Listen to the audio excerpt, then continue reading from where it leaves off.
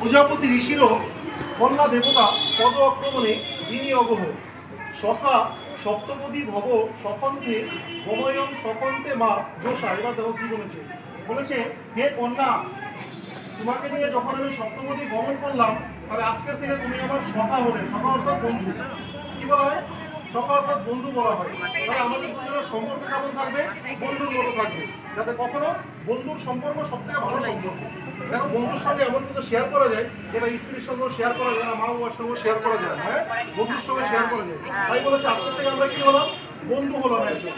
তো এখানে আবার একটা দারুণ কথা বলে দিয়েছে যে আমাদের এই বন্ধুত্ব দেখে, ঠিক আছে, এখানে বলেছে যে সুমঙ্গলীয় বধূর ইমা সমেত সৌভাগ্য বস্তু বিপরীতেন। অর্থাৎ আমাদের দুজনের সম্পর্ক দেখে আমাদের আশেপাশে যে সমস্ত মহিলারা আছে তারা কিন্তু জ্বলবে। এটা বইয়ের মধ্যে বলা আছে, আমি বলছি। বলছে আমাদের দুজনের এই বন্ধুর ভালো সম্পর্ক দেখে আমাদের আশেপাশে যে সমস্ত মহিলারা আছে তারা কিন্তু জ্বলবে, তারা কিন্তু আমাদের দুজনের মধ্যে বিপরীতে না, অর্থাৎ অশান্তি বাঁধানোর চেষ্টা করবে। কি বলবে? এ তৃষ্ণা, তৃষ্ণা, ইয়ে কি ছোট, তোর বউকে দেখলাম ও তোমার সঙ্গে কোনো কথা বলতেছে, কি কেমন বউ নিয়ে